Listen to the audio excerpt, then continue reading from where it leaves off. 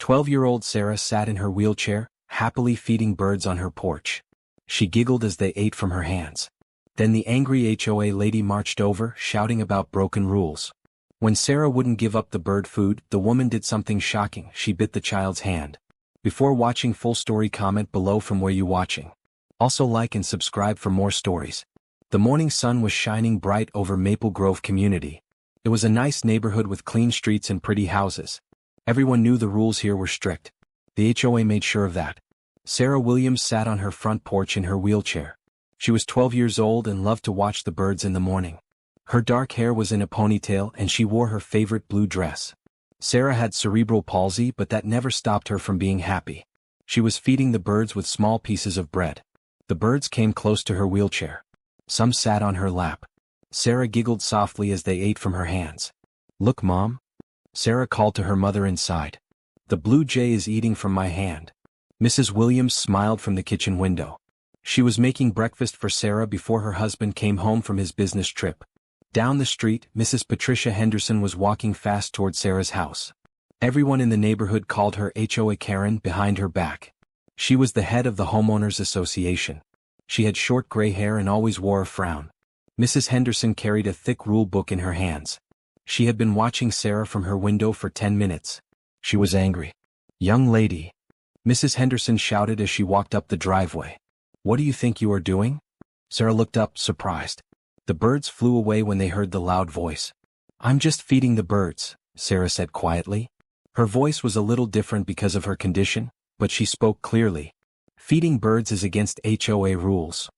Mrs. Henderson snapped. She opened her book and pointed to a page. Section 12.4 clearly states no feeding of wild animals on property grounds. Sarah's mother heard the shouting and came outside quickly. "Is there a problem here?" Mrs. Williams asked, trying to stay calm. "Yes, there is a big problem," Mrs. Henderson said loudly. "Your daughter is breaking community rules. This creates mess and brings pests." "She's just a child enjoying nature," Mrs. Williams said. "The birds only eat a few crumbs. Rules are rules," Mrs. Henderson said. Her face was getting red with anger. "I don't care if she's disabled. Everyone must follow the same rules." Other neighbors started coming out of their houses. They stood on their porches and driveways watching. But no one came closer.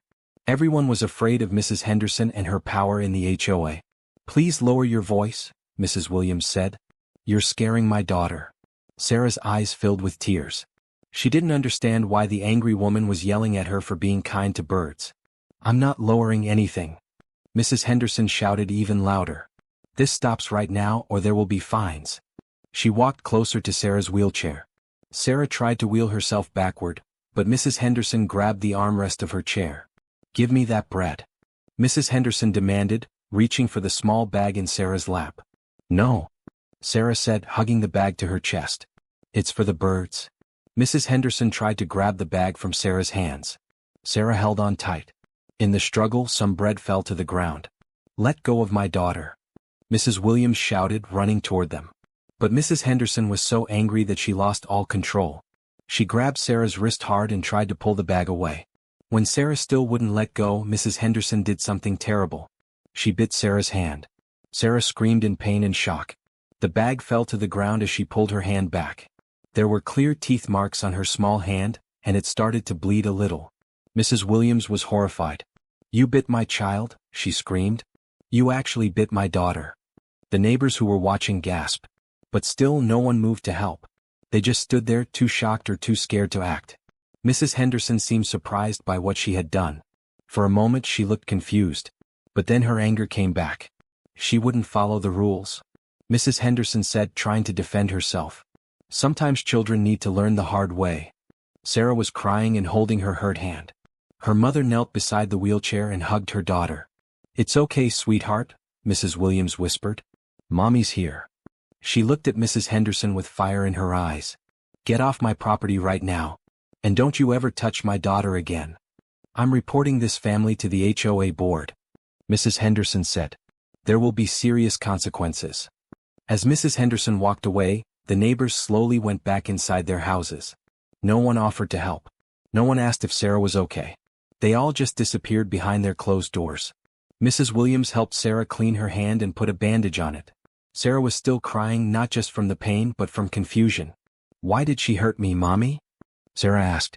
"I was just helping the birds." "I don't know, sweetheart," her mother said, fighting back her own tears. "Some people forget how to be kind." Mrs. Williams looked at her phone. Her husband's plane should have landed by now. He would be home in a few minutes. She didn't know how to tell him what had happened. James Williams was the CEO of a large technology company. He was successful and powerful in the business world. But at home, he was just a loving father who would do anything to protect his family.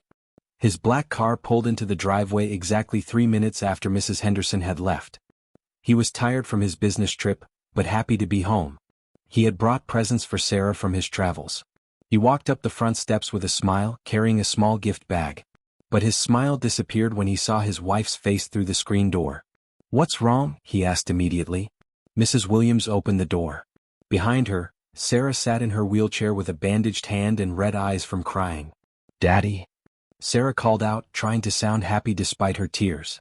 James dropped his briefcase and gift bag. He knelt beside his daughter's wheelchair. "What happened to your hand, princess?" he asked gently, looking at the bandage. Sarah looked at her mother, then back at her father. "The mean lady bit me," she said quietly. "Someone bit you?" James asked, his voice getting serious. "Who bit you?" Mrs. Williams explained everything that had happened. As she talked, James's face changed. His jaw tightened. His hands made fists. But his voice stayed gentle when he spoke to Sarah. "Show Daddy what happened," he said softly. Sarah carefully unwrapped the bandage. The bite marks were clear on her small hand. They were red and swollen. James stared at his daughter's injured hand for a long moment.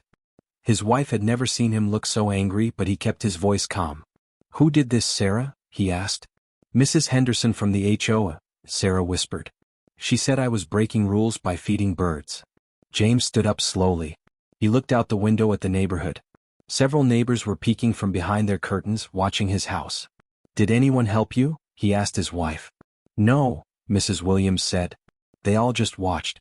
No one said anything. No one did anything." James walked to the front door and opened it wide. He stepped onto his porch and looked around the neighborhood. He knew the neighbors were watching. His voice was loud and clear when he spoke. "My name is James Williams," he called out.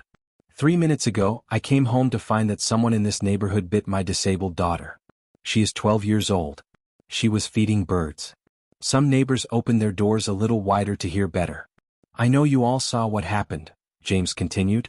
"I know you all watched a grown woman attack my child. And I know that none of you did anything to help."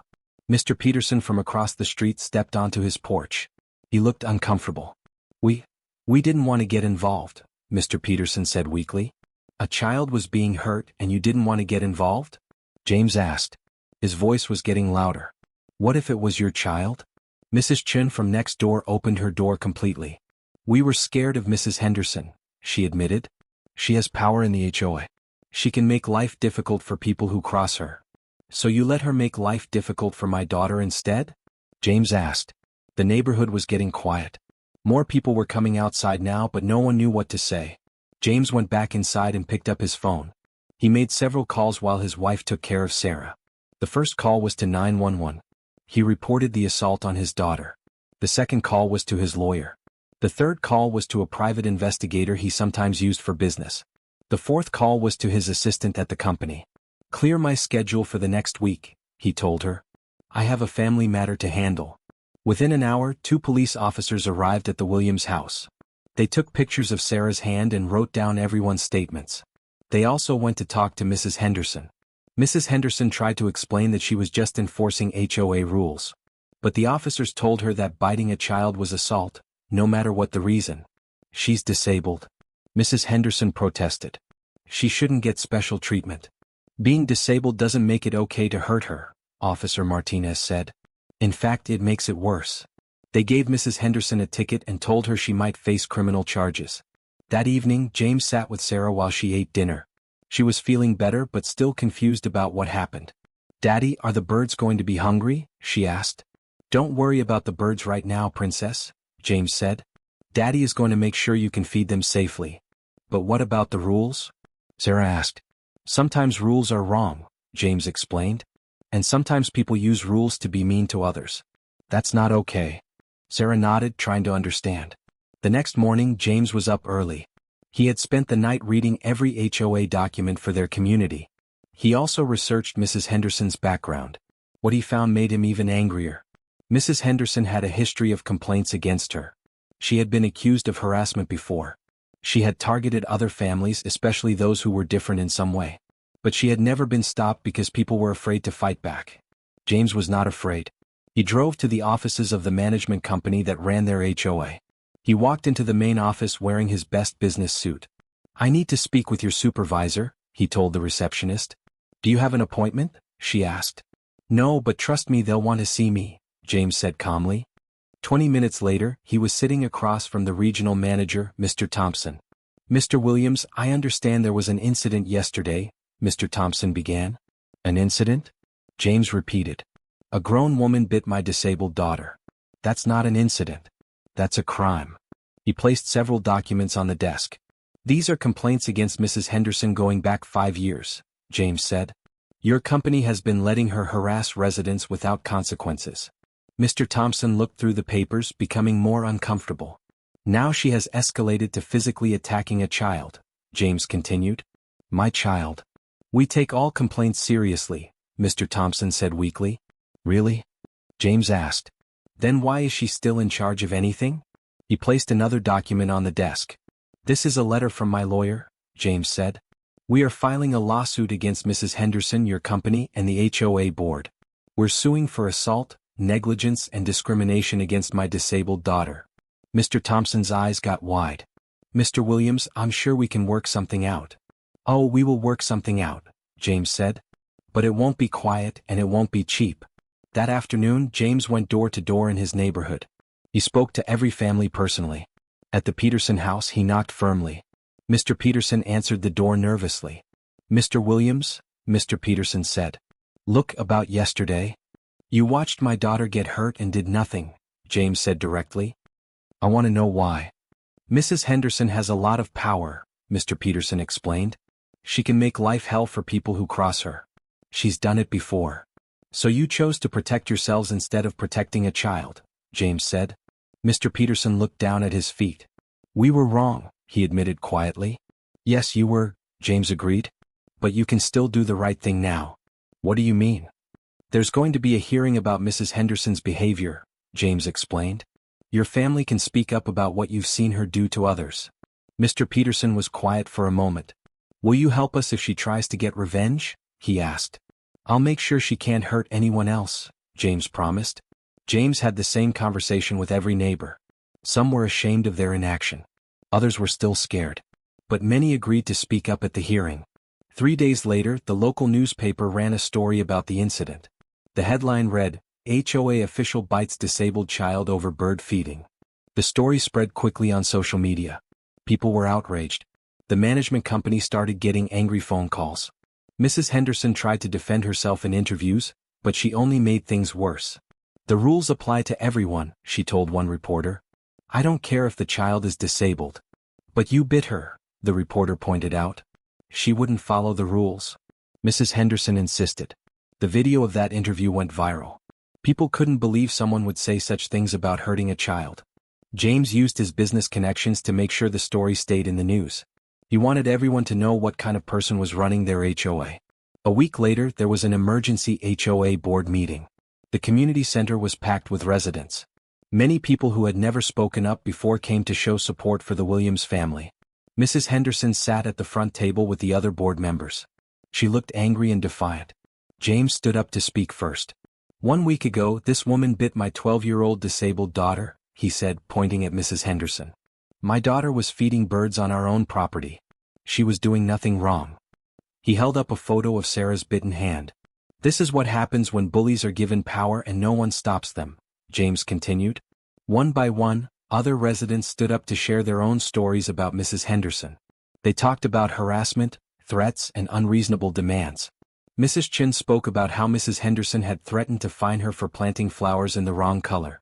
Mr. Rodriguez talked about how she had called code enforcement on him multiple times for minor issues. The stories went on for 2 hours. It became clear that Mrs. Henderson had been terrorizing the community for years. When it was Mrs. Henderson's turn to speak, she was defensive and angry. "I was just doing my job," she said. Someone has to enforce the rules. Your job doesn't include biting children, said one resident from the back. That girl needed to learn. Mrs. Henderson shouted back. The room erupted in angry voices. People couldn't believe she was still defending her actions. The board voted unanimously to remove Mrs. Henderson from her position immediately. But James wasn't finished. The next week, the police arrested Mrs. Henderson on charges of child abuse and assault. The prosecutor decided to pursue the case because the evidence was clear and the victim was a disabled child. James also followed through on his lawsuit. He wasn't interested in the money, his family was wealthy enough. But he wanted to make sure this could never happen again. His lawyer discovered that the management company had known about Mrs. Henderson's problems but hadn't acted. They were held responsible for their negligence. The case was settled for a large amount of money. James donated most of it to organizations that help disabled children and families. But the most important change was in the neighborhood itself. The new HOA rules specifically protected residents from harassment. They created a complaint process that couldn't be controlled by one person. And they established that differences, including disabilities, should be celebrated, not punished. Mr. Peterson started a neighborhood watch program that actually watched out for each other instead of looking for rule violations. Mrs. Chin organized community gardens where children like Sarah could interact with nature. The neighborhood became a place where people looked out for each other instead of looking for reasons to complain. 6 months later, Sarah was back on her front porch feeding birds. But now she wasn't alone. Other children from the neighborhood joined her. Their parents brought bird seed and helped build feeding stations. Mrs. Henderson had moved away after her legal troubles. No one in the neighborhood missed her. Sarah's hand had healed completely, but the experience had changed her too. She was more confident now, knowing that her father would always protect her and that the neighborhood had finally learned to stand up for what was right. James often worked from home now so he could spend more time with his family. He had learned that being a powerful CEO meant nothing if he couldn't protect the people he loved most. One morning, as he watched Sarah laughing with her new friends while they fed the birds, his wife came and stood beside him. "You know what the best part is?" she said. "What's that?" James asked. "She's not afraid anymore," his wife said. For a while after it happened, she was scared to go outside. But look at her now. James smiled as he watched his daughter. Sarah was teaching a younger boy how to hold his hand very still so a bird would eat from his palm. "She's stronger than I am," James said proudly. "She gets that from both of us," his wife replied. That evening at dinner, Sarah had an announcement. "Daddy, I want to start a club," she said. "What kind of club, princess?" James asked. "A club for kids who are different," Sarah explained. "So they know they're not alone." James felt his heart fill with pride. His daughter had taken the worst experience of her young life and wanted to use it to help others. "I think that's a wonderful idea," he said. "How can I help? Can we use your office sometimes for meetings?" Sarah asked.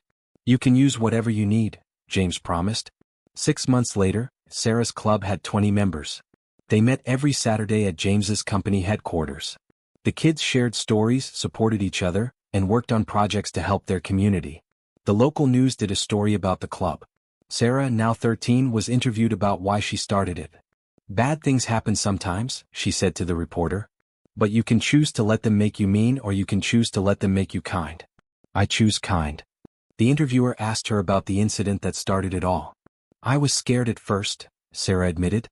"But my daddy taught me that when someone tries to hurt you, you don't have to stay quiet. You can speak up. And other people will help you if you're brave enough to ask." "What would you say to other kids who might be going through something similar?" the reporter asked. "Tell someone you trust," Sarah said. "Don't keep it a secret. And remember that being different isn't bad. It's just different. The world needs all kinds of people."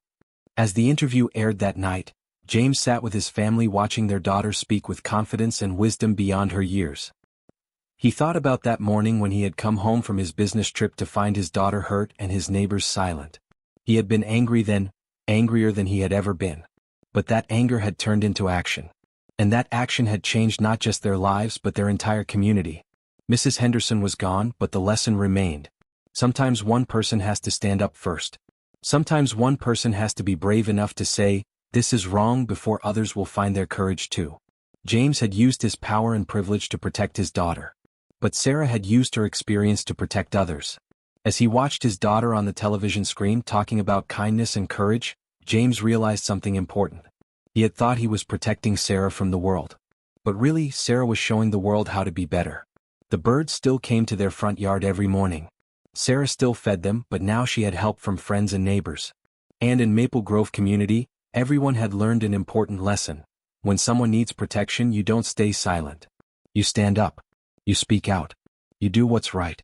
Even if it's scary. Even if it's hard. Because that's what makes a real community, people who take care of each other, especially those who need protection most. The end.